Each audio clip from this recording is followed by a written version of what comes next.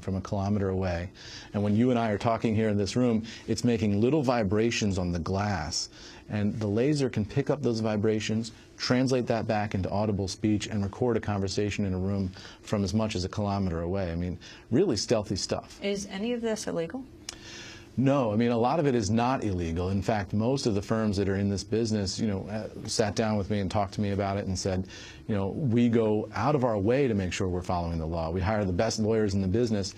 It is legal to stand on a public street and record somebody. It's legal to follow somebody who gets in a cab and see where they go. It's legal to take pictures. It's legal to use satellites. All of these things are just part and parcel of what they're doing, but they're using it to find corporate intelligence now, not using it for their government. You write about an August 2005 teleconference. Right. Talk about what was happening. Yeah, this was a conference at a company called UT Starcom, and during that call, the BIA, which is Business Intelligence Advisors, that's the hedge fund consulting firm, had its staff listening into the conference call. And what they were doing was they were listening for these tells that they know from their psychological training are an indicator that somebody is avoiding the truth or hedging. And so what they're looking for is when somebody's overly aggressive in trying to convince you they're telling the truth, and they say, honestly, or I swear to God, those are indicators that somebody is not telling the truth. When they shift their body weight, their anchor points, as they call them. So if the person is resting his arm on the table, as I am now, and then he leans forward and rests another arm on the table, any shift of body anchor points they talk about as being one of the things that you look for as you're looking for this indications of deception. And on this call, they were listening to find evidence of what UT Starcom's earnings were going to be in the next quarter. And the executives in these earnings calls, this is a standard sort of Wall Street ritual that executives. Who was on the call? The executives from UT Starcom, and then also you get Wall Street analysts who are all listening in, maybe hundreds of people listening in, trying to get a sense of, how the company did, what its problems are, what its prospects are for the next quarter.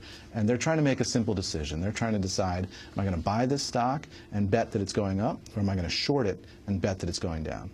And in this case, the BIA team was listening, and they found enough indicators that the UT Starcom executives were hedging, they were cautious, they were uncertain. In the psychological write-up that they did on this, they said, we think this company has some kind of problem with its revenue recognition, how it realizes its profits. They predicted that. In the report that I obtained on that call, I went back and checked just to see what had happened with that company, and it turns out later, about 3 or 4 months later, they did have problems with revenue recognition. So this can be a very effective technique in sort of pinning down what these executives are saying and where they're leaving a little wiggle room that indicates that they're really not certain. We're talking to Eamon Javers, who has just published Broker, Trader, Lawyer, Spy, The Secret World of Corporate Espionage. Talk about the chocolate war between Nestle and Mars. Yeah, this was one of these things where, when you get into corporate espionage, you think, well, this has got to be going on in these huge high stakes, multi-billion-dollar dramatic things, sort of swashbuckling CEOs and whatnot. And I found this case in the 1990s, so we're going back a while here, but Nestle and Mars were duking it out over a piece of candy. Nestle had developed a new candy in which they were combining chocolate and toys. And in the candy world, this is sort of the holy grail of the candy world. If you can combine chocolate and toys, you could have a huge seller on your hands. I don't get it. Chocolate-covered toys? Yeah, right, exactly. What they were doing is they were wrapping little Disney figurines inside a plastic shell and then coating that plastic shell with chocolate. And this was going to be a huge hit. The Mars people realized that anytime Nestle has a big hit, it takes market share away from Mars. It really impacts their bottom line. They were working to put a stop to this. So they deployed their lobbyists in Washington, consultants around the country, and they were trying to do everything they could to shut down this new Nestle product, which was a threat to Mars. Is it a threat to children's health as well? Well, one of the questions was, is this a threat to children's health? And of course, Nestle's maintained, no, we wouldn't develop a toy that was a threat to kids' health. But Mars operatives, including a character, I love the name of this guy, they called him Deep Chocolate, who was a mysterious figure going around to nonprofits, liberal activist groups in Washington, consumer groups, trying to get them to sound the alarm that this was a dangerous product, dangerous for children. and they were going to each of the nonprofits. They were the lobbyists for Mars were reaching out to the FDA. They were talking to political figures. The whole effort was designed to shut down this new Nestle product. Nestle, on the receiving end of this huge campaign, said, we have to do something here. We have to figure out what's happening to us.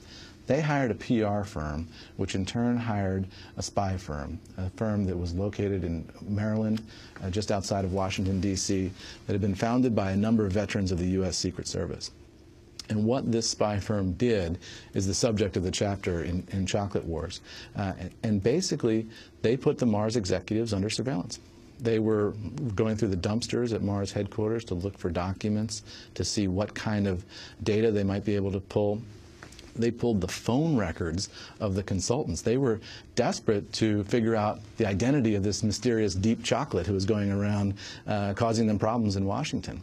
So they pulled the home phone records of the consultants for Mars. They pulled the corporate phone records for the lobbying firm that was working for Mars.